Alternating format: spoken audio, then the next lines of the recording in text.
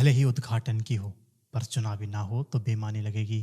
राजनीति में संभाव कम और स्वार्थ ज्यादा होता है। अब मुझे बताइए कि क्रेडिट इस एक्सप्रेसवे का किसे दूं? इनॉग्रेशन करने वाले को या फिर इसका आइडिया देने वाले को? एक्सप्रेसवे की राजनीति मेरे दर्शकों को समझाना मेरा कर्तव्य है। पूर्वांचल में उत्तर प्रदेश की विधानसभा की करीब 160 सीटें हैं। 90 के दशक में जब मंदिर की लहर थी तो 160 में से उस वक्त भी बीजेपी को पूर्वांचल में मात्र 82 सीटें मिली थी। लेकिन 2017 में योगी आदित्यनाथ सीएम बनते हैं तो पता चलता है कि 160 में से 115 सीटों पर बीजेपी को कामयाबी मिली है। बीजेपी अपनी उस पकड़ को इस एक्सप्रेस वे के जरिए बनाए रखना चाहती है।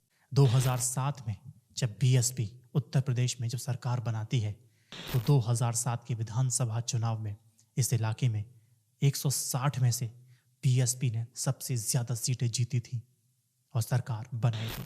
सत्ता परिवर्तन होता है, अखिलेश यादव सीएम बनते हैं, साल 2012 का है। 165 में से 100 से भी ज्यादा सीटें समाजवादी पार्टी ने हासिल की थी। तो आपको एक अहमियत समझ में आ गई होगी कि पूर्वांचल की 403 सीटों में से 165 सीटें कितनी ज्यादा अहमियत रखती हैं। इन आंकड़ों से साफ हो जाता है कि उत्तर प्रदेश में पूर्वांचल को जिस पार्टी ने साध लिया, सत्ता की चाबी उसके हाथ में हो जाएगी। जिस हिसाब से योगी आदित्यनाथ और अखिलेश यादव क्रेडिट की श्रेय लेने की जो होड़ लगी है वो आपको बता देगी कि इस दोनों का सब कुछ दांव पे लगा है।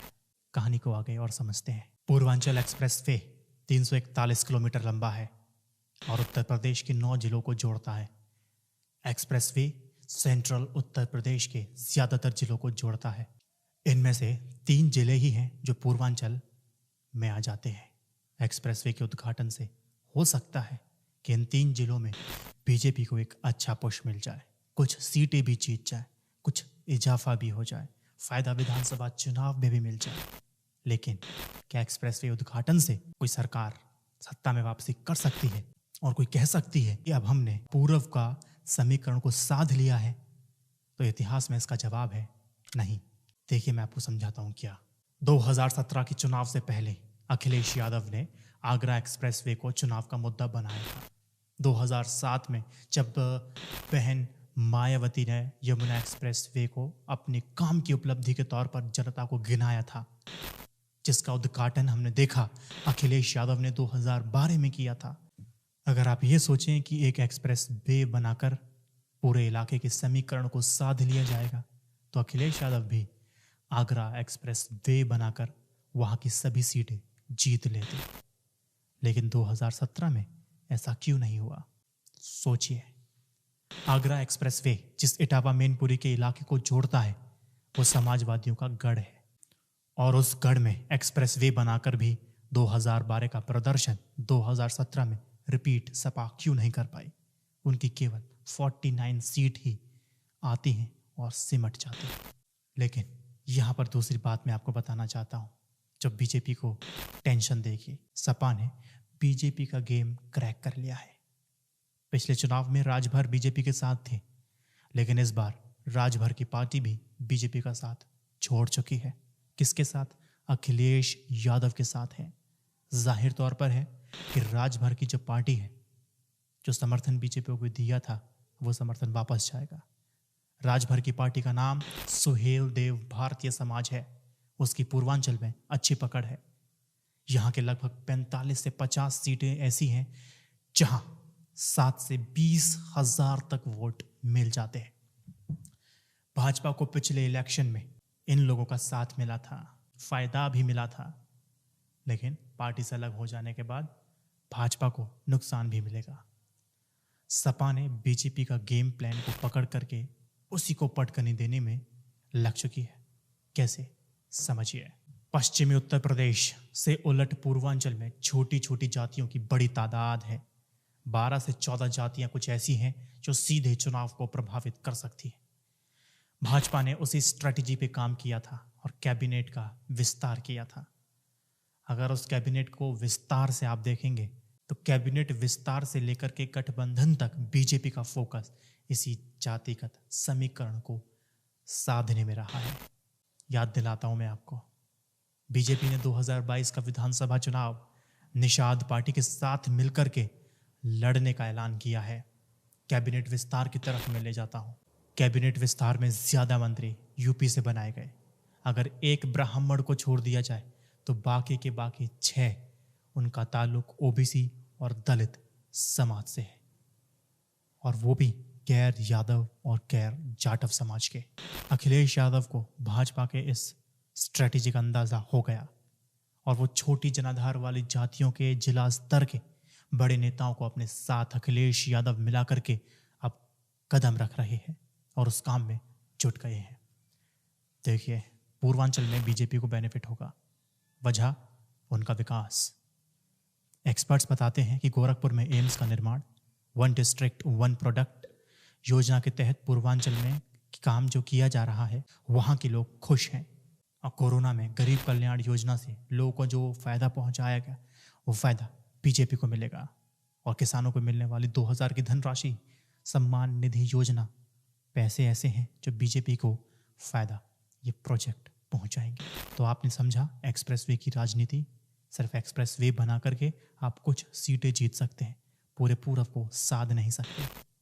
लेकिन बीजेपी को जो नुकसान आपको दिख रहा है, क्या जो बीजेपी ने विकास जो किया है, क्या विकास इतना था कि पब्लिक को वो दिखाई दिया और आने वाले वक्त में उनको सीट के रूप में दिखाई बीजेपी को देगा या नहीं?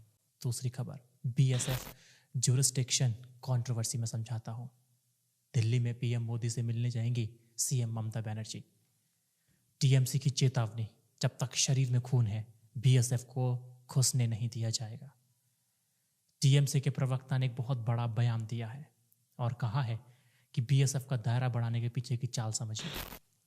प्रवक्ता कहते हैं टीएमसी के कि 2024 के लोकसभा चुनाव आ रहे हैं और इस 50 किलोमीटर के दायरे में 22 लोकसभा सीटें आती हैं। बीजेपी बीएसएफ के जरिए इन्हीं 22 सीटों पर नजर रखना चाहती है, इसीलिए वो 15 किलोमीटर के दायरे को बढ़ा करके 50 किलोमीटर करना चाहती है, जो वो नहीं करने देगी। अगला और आखिरी न्यूज़, सरकार एक अध्यादेश लेकर के आने वाली है और लेकर आ चुकी है, जिसके मुताबिक सीबीआई और ईडी के निदेशकों का कार्यकाल अब 5 साल होगा। राष्ट्रपति रामनाथ कोविंद ने दोनों अध्यादेशों पर हस्ताक्षर कर दिए, यानी कि निदेशकों का कार्यकाल का जो फॉर्मूला तय हुआ वो 2+1+1+1 के फॉर्मूला है। इस साल का फिक्स्ड कार्यकाल जो एक साल होता था, वो एक अंतराल के बाद, समीक्षा के बाद और गठित समितियों की मंजूरी के बाद 3 साल तक के लिए बढ़ा दिया जा सकता है। अब इस अध्यादेश पर विवाद है क्योंकि उसकी टाइमिंग पर भी सवाल उठाए जा रहे हैं। कार्यकाल को बढ़ाने की जरूरत क्या है, उसे बढ़ाने के तरीके को लेकर के विवाद जन्म ले चुका है।